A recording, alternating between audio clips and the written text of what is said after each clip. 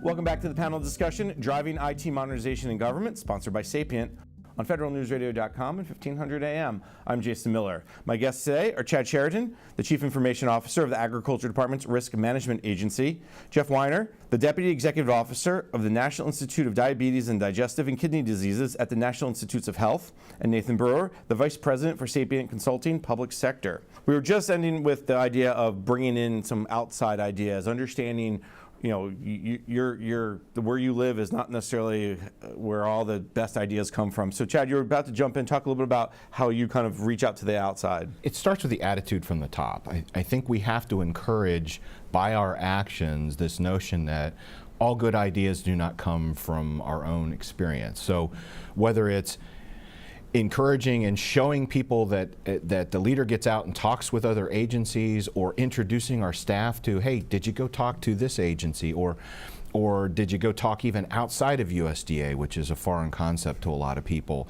We tend to have this attitude of the story of the bear, right? Two guys in the woods run into a bear. One guy starts putting on sneakers. The other guy says, why are you putting on sneakers? You can't outrun the bear.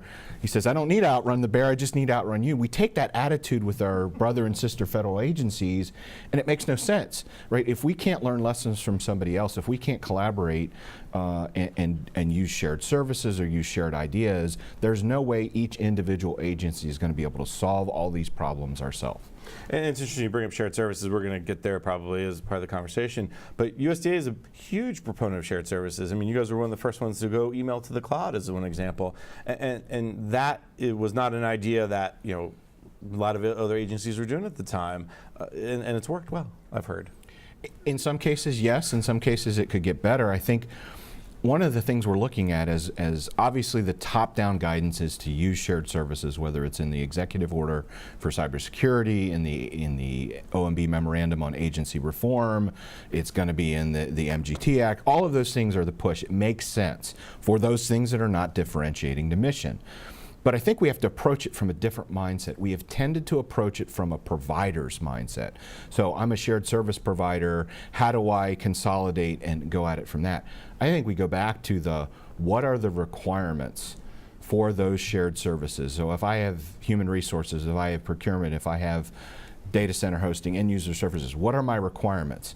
If you gather those requirements and look at the concept of operations for an agency, for example, in HR services at USDA, most of us do general federal hiring and things, but the Forest Service and other agencies have to hire up to 10,000 or more temporary workers every year. Well, that's a different service model than general hiring in HR services. So build that concept of operations and then go out and build a solution that meets those needs instead of, I'm already a service provider, how can I morph that? Start with the requirements. We all know this. This is good practice. Let's keep going with that. To actually do it, right? Yep. Jeff, let me turn to you because you brought this up, this idea of reaching out to outside of your comfort zone, if you will. Talk a little about what you've brought into from the outside a little bit. Well, one of the things for us recently, and this happened about a few years ago, essentially we were in the process of trying to organize all the different websites we had. We have kidney disease and liver, and we have diabetes information, and we were trying to find a way to bring them together. And so, of course, we reached out to our local IT shop to see if they could help us navigate this and pick the best technologies for centralizing all this information. And what we learned very quickly was we weren't quite ready for this on our own. And we knew we needed help. And so that started a whole level of discovery where we started reaching out and looking at other industries and looking at other people who had successfully navigated this. Because our websites and our information is a major asset that we put out to help the world. And so in our case, we happen to select Sapient as the company, and they've been with us now for probably 3 years, and we've made this major migration because not only did they help us navigate the technology decisions to understand the capabilities of the systems, they helped us figure out how to do the internal change management. How do we get our groups prepared? How do we clean up the data? How do we have the project management expertise to keep this on track? And so for us, we needed and got outside expertise that was incredibly helpful because right now our website is doing a really terrific job of delivering information about our services. And when you change how you deliver those services, you make people happy. Yes, and people forget that in the end, right? You want to go to any website, whether it's the government or private sector, and have a good experience. There's nothing worse than everyone going to those press 0 to talk to an operator, and you're pressing 0. It's the same thing with a website. Nathan, it's a great story. Jeff talks about the websites. How are you guys seeing that with clients across the board in the federal market in terms of working through some of these, bringing in these new ideas? Yeah, absolutely. I think in a couple of ways. It reminds me of one of my first gigs almost 20 years ago in government, or with government clients, was with the Marine Corps. And I'll never forget that a young enlisted Marine turns to a general officer and says, "Sir, I can go off base and get my oil changed in 30 minutes at Jiffy Lube, and it takes me 2 weeks to get my Humvee's oil changed on base. What's the issue here?" And that wasn't a technology problem. That was, But I think that captures the expectations that we're all bringing as consumers in the broader world to when we interact with a government agency and the employees of the government as well, of just what they expect and what they want that experience to be like. So you no longer get the pass, I think, of like, oh, well, it's government. No, it's an experience that people expect. I think the other thing that gets me really excited about government acquisition right now is that— Wait a minute. Excited about government acquisition? I know. I have to jump in there. I'm the only one who gets excited about government acquisition. Yeah. But and this echoes a little bit to what Chad and Jeff were saying, is that I think the government is taking a very, very measured approach to focusing on defining requirements, defining the what, and working within their agency on what they know best, which is that mission piece, and then throwing it out to industry and saying, okay, tell us how you would solve this. What is the how here? And then taking a step back and saying, well, is that what's best to serve our mission? And it's a real nice interplay between what the government does best and what industry does best, without causing either of them to go outside their comfort zones. Chad? I think it's also rethinking our acquisitions, right? We have traditionally bought products, and in the hardware space, that makes a lot of sense.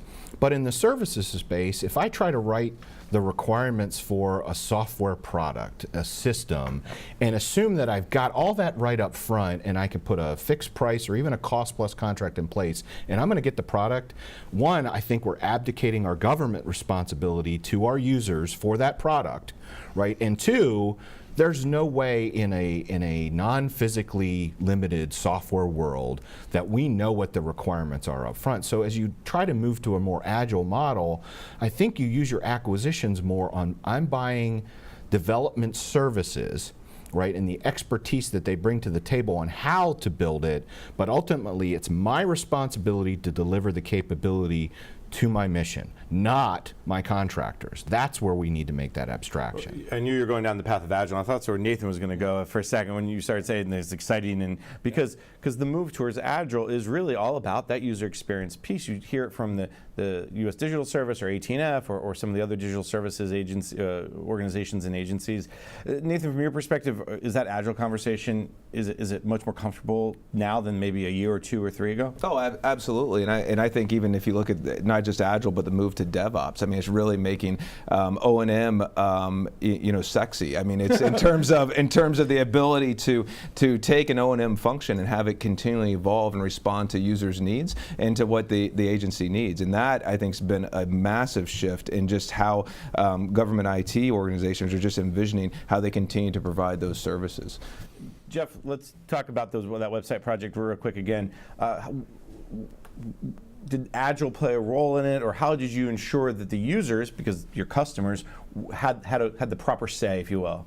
And so for us, we're constantly working with our community of scientists, of collaborators, with the medical community, with our stakeholders who are looking for grants from the National Institutes of Health. And so one of the things we learned on our web project, talking about agility, we started off thinking we're going to organize our information just like we did before. We're going to make it available so people can see it on their desktop computer just like they did before. And what we learned through the process was, wait a second, our consuming public, the regular people, the regular American citizens, aren't sitting at a desktop when they look at our information. They're looking at their iPhone or their tablet. And so what we had to do was essentially course correct and adjust things so that when we display our content, if you show up and you have an iPhone, that content is customized so that you can read it and it's much more easy to navigate. We never would have anticipated that at the beginning. And I think that's where these relationships with vendors and the way we're doing contracting currently tries to provide some flexibility, because we recognize the world evolves and sometimes it does it pretty quickly. That's a great point about thinking that, well, we think we know how to solve it, and then some data comes back and you go like, okay, we were wrong.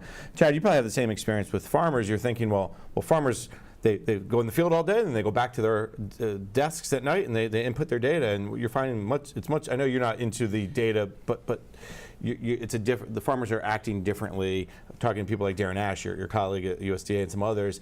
It's not the way it was. It is not the way it was, and one of the things that's really driving change in our industry is this idea of precision farming.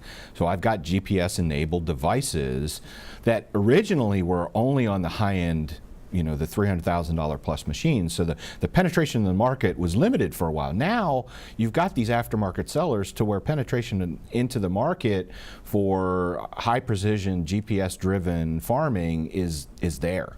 It's almost ubiquitous. So if you're not using it, you're really not keeping up with technology. And so we as government agencies need to figure out, not just on the technology side, but working with our mission partners on how do our policies support precision farming? How do our policies, not just within the risk management agency, but across the entire new mission area in USDA, farm production and conservation, how does that fit? How do we look at it from the farmer's perspective, not from my perspective? What makes sense for the farmer, and how can we present one integrated view to that farmer?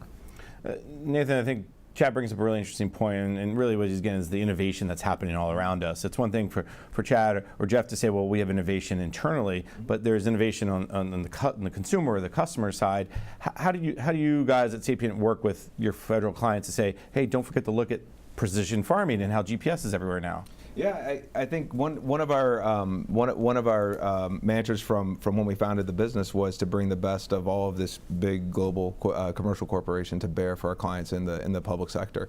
So we're able to bring in a lot of new ideas like that. But it's also, I think, establishing that partnership with our government clients just to have conversations. I'll never forget the first iPhone app that I was ever involved in developing came out of a conversation with a client less than 6 months after the App Store was launched, and the fact that a federal customer already thinking of how are our users, how is the citizenry going to respond to this development, and do we need a voice there or not? And so to me, it's that conversation, because industry doesn't have all the right ideas. Neither does government. Coming together, I think you get a nice interplay of ideas. I'm gonna guess here because I went to your website and looked at some of the case studies. Census, maybe? So, well, Census wasn't. Yeah, Census wasn't the. Wasn't that client hard? Yeah, but no. So yeah, but no, this was Census was a little later. But yeah, it's amazing. Just back to precision farming. I'm sure when the agency was established, it was okay. How do we insure crops? How does technology play a role there? And now the user base is changing so much, and how do you respond to that? So I think it just shows the whole theme of how technology has permeated our entire lives, and we're seeing that every day. Jeff, one of the things that any time when you talk about change, right? I think you brought up change management, and that's hard because when you say, well, we're going to redo our websites to make it more user-friendly, make it easier to find, you're always going to have the grump, right? The curmudgeon who's going to send you that email and say, why'd you change your website? I can't believe you did that. We get it at Federal News Radio. I'm sure everybody gets it. How do you deal with that change management internally, but also externally? So we do it a lot of ways. One of the key things, and every change management book I've ever read says the same thing: you need leadership support. We happen to be incredibly lucky. We have incredible leaders at my organization. They really believe in delivering better information to the public. And so for us, when you have obstacles or impediments or people who aren't quite feeling the enthusiasm, we have ways of bringing them into the conversation. And so we have a very active community. Scientists by their very nature like to poke at things, and they like to question things. And in our world, that's really good. It means sometimes it takes a little longer to make a decision, but there's this socialization process so that when you're trying to make change, it's not just the IT people, it's also the community, it's the users, it's the stakeholders, and so we take this very holistic view, and we have community dialogue in a lot of different levels that help us navigate to actually get people and gain consensus to move in the same direction. Do you get a sense that it's easier to move the outside versus the internal folks? Because again, as I think Chad mentioned, you got to have the institutional knowledge, but you got to also have a short memory of that didn't work before. Well, today's different. It is different. I think it's a mixture, and I would say, like I said, fortunately, we are a scientifically oriented organization, and so in that Used to regard, change. change is what they do, so that makes my life as a IT supporter much easier. That's true, very true. Maybe I should ask Chad that question, is the change management, because as you said, sometimes at USDA you have the not invented here a problem. I think it's a matter of you cannot communicate enough. Yeah. And what we found, some of our lessons learned as we made our journey to more agile delivery models, is we didn't communicate enough, and we didn't explain it in terms that our stakeholders could understand. It was, why are we doing this? What's in it for you? You know, why does this matter? And it keep going back to asking why are we doing this? Why does this make sense? What's the value we expect to get out of it? And recognizing that we're going to make mistakes along the way. The point is to learn from those mistakes and own them. So if something goes wrong, I own it, right? Not my team owns it too, but I own it. Hey, we didn't do as well as we thought we were going to do here. Here's what we're going to do differently. And we gain respect by not pointing the fingers elsewhere, not skimping around the problem, but just, hey, we own this. This is our issue. Here's what we're going to do to fix it. I think that sometimes gets lost is, well, we could have done it, but, or, well, the Congress didn't give us funding, or, well, we didn't have the leadership we needed. But you got to own it. I agree with you. Nathan, do you find, as you're working with your federal clients, how do you ensure that you communicate to them they need to communicate and own it? Oh, absolutely. I think it's. I think Chad's spot on. Is you cannot communicate enough, and I think the other thing is when you have those curmudgeons that may be standing in your way. I actually tell clients, I'm like, tell me who they are, bring them to us, and let us bring them to me. Yeah. Like, let us interact, because there's something. If you assume good intent, there's something inside there that is valuable and that will inform you and make a better overall solution. And we're going to take a quick break, but I think a lot of times people just want to be listened to. Yeah. Somebody wants to be like, I've tried this before and this is why it won't work. You know, that's great feedback. Let me take that and let's see if we can shift. But we're going to take a break. We'll continue our conversation in a second. You're listening to the panel discussion, Driving IT Modernization in Government, sponsored by Sapient on federalnewsradio.com and 1500 AM.